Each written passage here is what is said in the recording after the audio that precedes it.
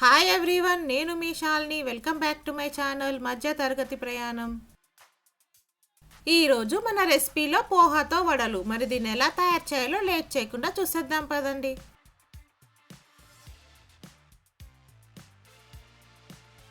వడలు తయారు చేసుకోవడానికి ముందుగా మనం ఒక బౌల్లో 2 కప్పుల దొడ్డ అటుకులను తీసుకోవాలి.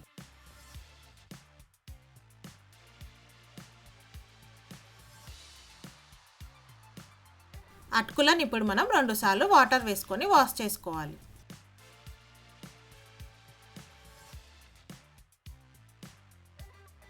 వాష్ చేసిన అటుకుల్లో ఇప్పుడు మనం కొద్దిగా వాటర్ వేసి ఒక 5 మినిట్స్ నానబెట్టుకోవాలి.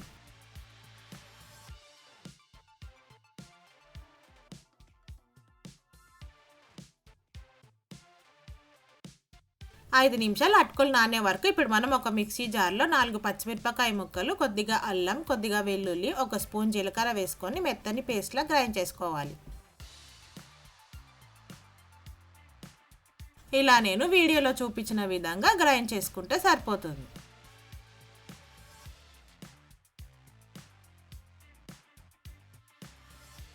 ఇప్పుడు మనం 5 నిమిషాలు నానబెట్టుకున్న అటుకులను ఒకసారి కలుపుకున్నాక ఒక మిక్సీ జార్లో వేసుకొని మెత్తని పేస్ట్లా గ్రైండ్ చేసుకోవాలి.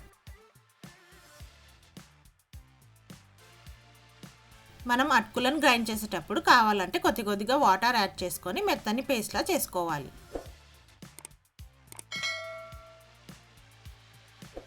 ఇప్పుడు మనం గ్రైండ్ చేసి పెట్టుకున్న అటుకుల మిశ్రమాన్ని ఒక బౌల్లో ట్రాన్స్ఫర్ చేసుకున్నాక మనం ముందుగానే పేస్ట్ చేసి పెట్టుకున్న పచ్చిమిర్చి పేస్ట్ని వేసుకోవాలి. ఇప్పుడు ఇందులో 1 స్పూన్ కారం వేసుకోవాలి. కారం వేసుకున్నాక 1/2 స్పూన్ పసుపు, 1 స్పూన్ ధనియాల పొడి వేసుకోవాలి. 1/2 స్పూన్ గరం మసాలా వేసుకున్నాక 1/2 కప్ శనగపిండి వేసుకోవాలి.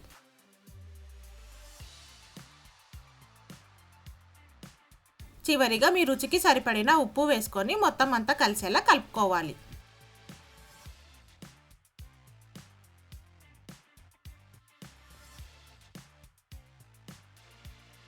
పిండి కలిపేటప్పుడు మనకు పిండి కాస్త పల్చగా అనిపిస్తే ఇంకా కొద్దిగా మనం శనగపిండి యాడ్ చేసుకోవచ్చు.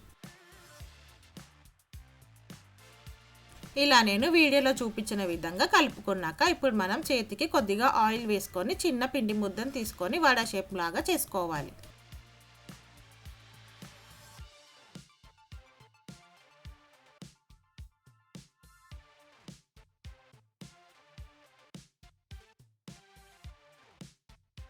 ఇలా మనకు పిండికి ఎన్నైతే వడలు వస్తాయో అన్ని చేసి పెట్టుకున్నాక ఇప్పుడు మనం వడలు ఫ్రై చేసుకోవడానికి ఆయిల్ పెట్టుకోవాలి.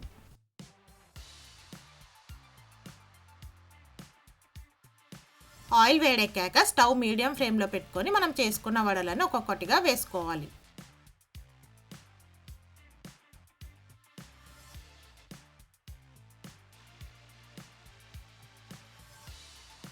వడలని ఫ్రై చేసేటప్పుడు మనం స్టవ్ మీడియం ఫ్లేమ్లో పెట్టుకొని ఫ్రై చేసుకోవాలి. మనం సిమ్లో పెట్టి ఫ్రై చేసినట్టయితే వడలకు ఆయిల్ ఎక్కువగా పీల్చుకుంటుంది.